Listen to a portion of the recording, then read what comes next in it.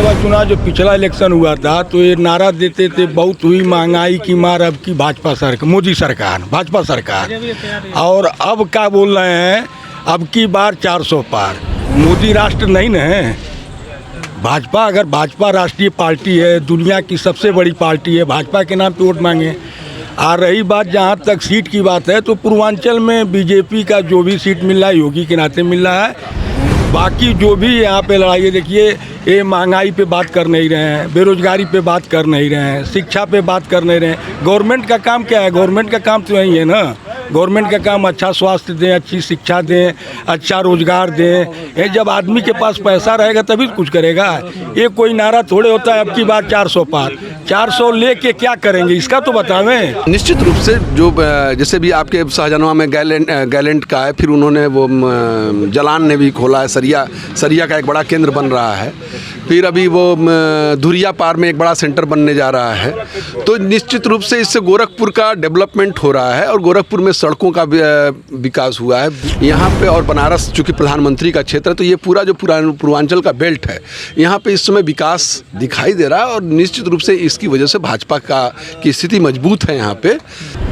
पहले के 17 के पहले हम लोग यहाँ जो मुख्यमंत्री जी का, महाराज जी का जब से सत्ता आई है तब से हम लोग देखेंगे पहले से 17 से पहले और अब में जमीन आसमान का फर्क है। इस खबर के प्रस्तुतकर्ता हैं Rampus school, momentum coaching, Ashpra gems and jewellers. स्वाद में है खास, अपनों को लाए पास, सुधा मान्या मसाले। चुनावी सरगर्मी के साथ तापमान भी लगातार बढ़ रहा है। ऐसे में जो लोग हैं वो कहीं ना कहीं अभी भी संशय में हैं कि किस तरीके की सरकार होनी चाहिए और लोगों को जो सरकार से अपेक्षाएं थी वो पूरी हुई या नहीं। ये देखिए हमारे साथ कुछ लोग हैं, संभ्रांत लोग हैं जो कि लगातार यहाँ पर आते हैं पंत पार्क में टहलने के लिए। उसके बाद से फिर आपस में बैठ के चर्चाएं करते हैं। हमारे साथ ये लोग हैं, हम उनसे बात भी करेंगे कि जो लोकसभा का पारा है वो किस तरीके से चढ़ रहा है। लोकसभा का जो पारा है वो क्या लगता है कि इस बार का लोकसभा चुनाव कैसा होना चाहिए?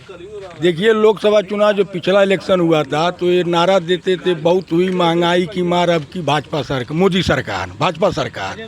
और अब क्या बोल रहे हैं, अब की बार 400 पार। ये बताइए, ये कहीं भी करके दे रहे हैं कि आप भाजपा कोट दीजिए। ये लोग तो कह रहे हैं केवल मोदी कोट दीजिए। मोदी राष्ट्र नहीं न है भाजपा। अगर भाजपा राष्ट्रीय पार्टी है, दुनिया की सबसे बड़ी पार्टी है, भाजपा के नाम पे वोट मांगे। आ रही बात जहाँ तक सीट की बात है तो पूर्वांचल में बीजेपी का जो भी सीट मिल रहा है योगी के नाते मिल रहा है।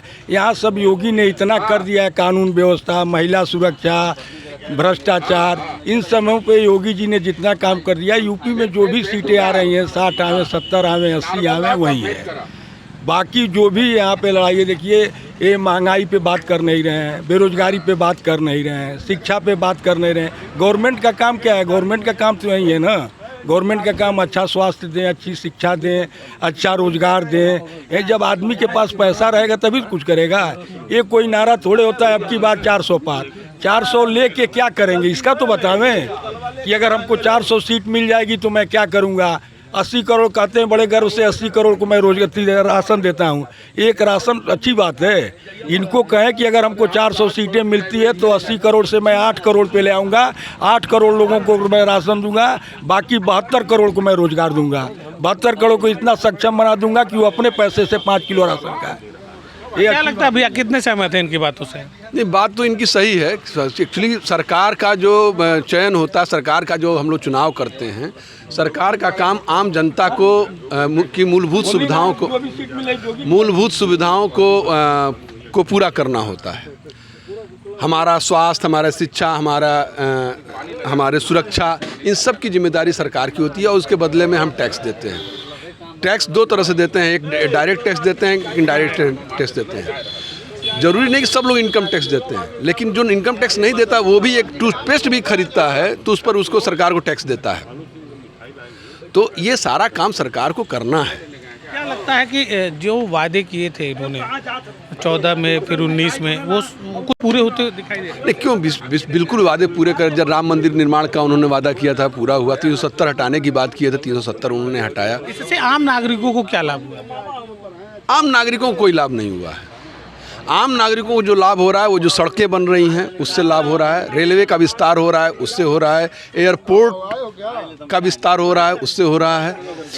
कुछ प्राइवेट ही सही लेकिन बड़ी बड़ी इंडस्ट्रीज कुछ आ रही हैं। हम बहुत दूर की बात ना करें, गोरखपुर की बात करें, जैसे फर्टिलाइज़र है, गीडा है, तमाम जो औद्योगिक क्षेत्र है, लगता है लोकल लोगों को रोज़गार मिला है। निश्चित रूप से जो जैसे भी आपके शाहजहां में गैलेंट का है, फिर उन्होंने वो जलान ने भी खोला है, सरिया का एक बड़ा केंद्र बन रहा है। फिर अभी वो धुरिया पार में एक बड़ा सेंटर बनने जा रहा है। तो निश्चित रूप से इससे गोरखपुर का डेवलपमेंट हो रहा है और गोरखपुर में सड़कों का विकास हुआ है, बिजली की व्यवस्था सुदृढ़ हुई है। तो ये जो पूरा पूर्वांचल हमारा, खासकर गोरखपुर बस्ती मंडल है, आजमगढ़ मंडल है यहाँ पे, और बनारस चूँकि प्रधानमंत्री का क्षेत्र है, तो ये पूरा जो पूर्वांचल का बेल्ट है यहाँ पे इस समय विकास दिखाई दे रहा है। और निश्चित रूप से इसकी वजह से भाजपा की स्थिति मजबूत है यहाँ पे। बाकी चीज़ें हैं, अब हमारे यहाँ पूर्वांचल में जातिवाद भी है और रिलीजन भी है, धर्म भी है, यहाँ मुस्लिमों की आबादी भी बहुत है। तो बहुत सी चीज़ें तो यहाँ पे जो सामाजिक हमारी जो संरचना है उसका भी एक असर पड़ता है चुनाव में, और उसका भी एक असर रहेगा क्योंकि बसपा भी चुनाव में लड़ रही है, सपा भी लड़ रही है, भाजपा की सीट है खलीलाबाद, वहाँ पर जो प्रत्याशी उनके पिताजी को मार दिया गया, हाथापाई हुई उनके साथ, वो खुद कैबिनेट मंत्री। तो लगता है कि लोग सुरक्षित हैं अगर मंत्री के ऊपर इस तरीके से हमला हो रहा है? देखिए ये राजनीतिक वो है, इसको आप ये नहीं कह सकते। लोग तो सुरक्षित हैं, जिस तरह से पहले तमाम चीज़ें थी हुआ करती थी, हाँ, लोग सुरक्षित हैं। मंत्री पर हमला होना, जब मंत्री या किसी बड़े नेता पर हमला होता है उसको आप अपने सुरक्षा से नहीं जोड़ सकते हैं, क्योंकि वो जो है वो एक राजनीतिक वो होता है, और राजनीतिक लड़ाइयों को आप कभी रोक नहीं सकते हैं, कोई भी नहीं रोक सकता है। अब अजय भैया, लगातार सरकार पर हमला हो रहा है, किस तरीके से, क्या कहना चाहिए? देखिए, सबसे बड़ी चीज़ यह है, पूर्वांचल में योगी जी के समय में जब से नेतृत्व किए हैं उत्तर प्रदेश का, और आज तक पहले के 17 के पहले हम लोग यहाँ जो मुख्यमंत्री जी का, महाराज जी का जब से सत्ता आई है तब से हम लोग देखेंगे, पहले से 17 से पहले और अब में ज़मीन आसमान का फ़र्क है। ये हर व्यक्ति को दिख रहा है, चाहे वो कानून व्यवस्था में हो, चाहे वो विकास के रूप में हो, स्वास्थ्य में हो, शिक्षा में हो, हर एक तरफ, महिला सुरक्षा हो, किसी भी चीज़ को आप देखेंगे, हर एक तरफ बहुत ज़्यादा काम हुआ। और ऐसा काम जो कभी फिर आगे कभी पीछे तरफ, महिला सुरक्षा हो, किसी भी चीज़ को आप देखेंगे, हर एक तरफ बहुत ज़्यादा काम हुआ। और ऐसा काम जो कभी फिर आगे कभी पीछे ना हो पाया था, ना आगे हो पाएगा। इसलिए यहाँ के लोग पूर्वांचल में